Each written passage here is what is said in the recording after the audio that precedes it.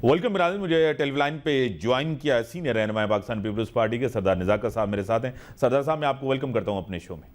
बहुत शुक्रिया मीर साहब। सरदार साहब, काफ़ी शक और कन्फ्यूजन है कि अब निगरान सेटअप 11 तारीख को सिंध गवर्नमेंट जो है ना डिज़ोल्व करने जा रही है, 8 तारीख को मरकज़ है। आपको क्या लग रहा है कि कोई लोग कह रहे हैं कि ये प्रोलॉन्ग ना हो जाए, लेंदी ना हो जाए, कोई 1 साल ना आ जाए, एक कन्फ्यूजन है मुल्क के अंदर, क्या कहेंगे सरदार?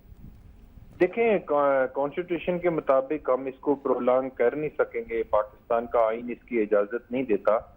कि इसको हम किसी तरह से प्रोलॉन्ग कर सके। और पाकिस्तान पीपल्स पार्टी, आपको तो पता है कि पाकिस्तान पीपल्स पार्टी के चेयरमैन बिलावल भुट्टो जरदारी साहब का पहले दिन से ये स्टांस है कि इलेक्शन अपने टाइम पे होने चाहिए। और पाकिस्तान पीपल्स पार्टी बुनियादी तौर पे पाकिस्तान की इस डेमोक्रेटिक सिस्टम की बानी है और हम लोगों की कुर्बानियों की वजह से पाकिस्तान के अंदर ये पॉलिटिकल सिस्टम चल रहा है। तो इंशाल्लाह हम उम्मीद करते हैं कि पाकिस्तान के आइन के मुताबिक इलेक्शन होंगे, फ्री एंड फेयर इलेक्शन होंगे, ट्रांसपेरेंट इलेक्शन होंगे, आरटीएस इलेक्शन नहीं होंगे जो 2018 में इलेक्शन करवाए गए, जिसके ऊपर आपको याद होगा कि यूरोपीय यूनियन का जो डेलीगेशन आया था, बाद में उसने पूरा उसने आर्टिकल लिखे हैं कि 2018 का इलेक्शन जो था वो पाकिस्तान की हिस्ट्री का सबसे बेहतरीन और धांधली ज़्यादा इलेक्शन था, आरटीएस इलेक्शन था, सिलेक्ट इलेक्शन था। तो हम ये समझते हैं कि टाइम पे भी इलेक्शन हो और फ्री एंड फेयर इलेक्शन भी हो और पाकिस्तान की तमाम पॉलिटिकल पार्टी को इक्वली लेवल प्लेइंग फील्ड मिलनी चाहिए। और जिस तरह पहले पाकिस्तान पीपल्स पार्टी को रोकने की कोशिश की गई, आपको याद होगा कि इलेक्शन के दौरान हमारी लीडरशिप ने उन लोगों का नाम भी ले लिया था जिन्होंने पाकिस्तान पीपल्स पार्टी के रास्ते रोकने की कोशिश की। लेकिन इस दफा हम उम्मीद करते हैं कि पाकिस्तान के तमाम इदारे अपनी अपनी डोमेन में रह के काम करेंगे और election commission free and fair election करवाने में कामयाब हो जाएगा। बिलावल साहब का स्टेटमेंट, जिस तरह उन्होंने कहा है कि हमारे बड़ों ने जो सियासत में 3 साल भुगते हैं, लग रहा है उन्होंने फैसला कर लिया है कि हम भी भुगते हैं, यानी कि मरियम नवाज और मैं। ये जरदारी साहब और मियां साहब की सियासत के ऊपर न एतमाद करने वाला बयान है, क्या कहेंगे? देखिए, हमें अपने अपने रवैयों से हमें ये चीज साबित करनी पड़ेगी कि हम जो सीओडी साइन हुआ था मोहतरमा बेनजीर भुट्टो शहीद और मियां नवाज शरीफ साहब के दरमियान, उसमें जो चीजें हमारी मुस्लिम लीग नून के साथ और पाकिस्तान की तमाम पॉलिटिकल फोर्सेस के साथ हमारी जितनी अंडरस्टैंडिंग हुई थी उस सीओडी के अंदर, पाकिस्तान पीपल्स पार्टी उस हवाले से बात कर रही है कि जब भी इस तरह की वायलेशन होगी, क्योंकि कुछ चीजें ऐसी रिमार्केबल हैं, ऑब्जर्वेशनेबल हैं कि जिसके ऊपर chairman Pakistan Peoples Party Bilawal Bhutto Zardari साहब को ये स्टेटमेंट देना पड़ा। लेकिन हम उम्मीद करते हैं कि मुस्लिम लीग नून जो पहले वाली गलतियां थी, पहले वाली जो कोताहियां थी, क्योंकि आपको याद होगा, मैं उस कंट्रोवर्सी में तो नहीं जाना चाह रहा क्योंकि हम अभी इनके कोलिशन पार्टनर है, कल तक या 2 दिन बाद तक, तो मैं उस कंट्रोवर्सी में नहीं जाना चाह रहा। लेकिन मुस्लिम लीग नून से अनफॉर्चुनेटली पाकिस्तान पीपल्स पार्टी की टॉप टू बॉटम लीडरशिप को हमें इतने जख्म मिले हुए हैं कि आज भी हमारा कारकुन, हमारी लीडरशिप इनके ऊपर उस तरह से स्ट्रांगली बिलीव नहीं कर रहा जिस तरह से बिलीव करना चाहिए। और मेरे ख्याल में अब इनको अपने रवैयों से ये चीज साबित करनी पड़ेगी कि जो सीओडी साइन हुआ था उसके जो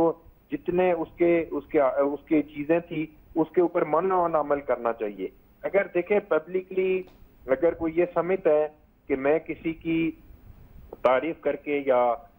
किसी इदारे की तारीफ करके या किसी इदारे के सरबराह की तारीफ करके उसकी गुड बुक में आऊंगा और वो मुझे फैसिलिटेट करेगा, तो माजी के अंदर भी इस तरह होता रहा। हमें तो पाकिस्तान पीपल्स पार्टी को इतने जख्म मिले,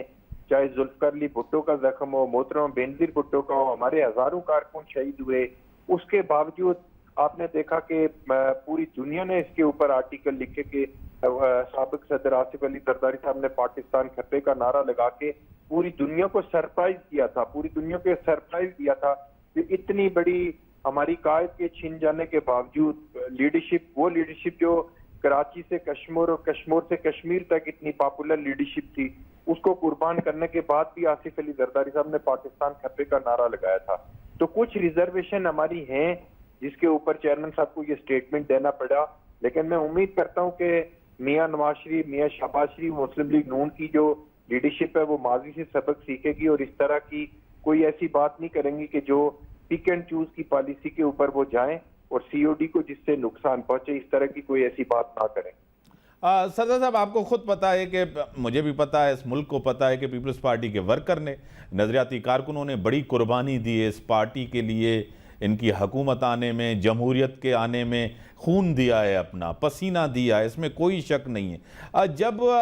फल लेने का वक्त आ जाता है, फल मिलना शुरू हो जाता है, तो बाहर के लोग आ जाते हैं, पैराशूटर्स आ जाते हैं, वजीर बन जाते हैं, मशीर बन जाते हैं, सेनेटर्स बन जाते हैं, फिर वर्कर पीछे रह जाता है, नजरियाती कारकुन पीछे रह जाता है। सरदार साहब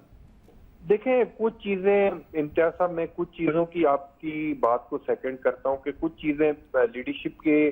की मजबूरियां भी होती हैं, कुछ लोगों को एकोमोडेट करना पड़ता है। अनफॉर्चुनेटली पाकिस्तान के अंदर जो एक इलेक्टेबल की पॉलिटिक्स है, उसकी तरफ भी पाकिस्तान पीपल्स पार्टी को जाहिर है बामरे मजबूरी जाना पड़ता है। मैं इस चीज से इनकार नहीं करता, अगर मैं इनकार करूंगा तो ये झूठ होगा कि पाकिस्तान पीपल्स पार्टी के अंदर कुछ ऐसे लोगों को भी एकोमोडेट किया गया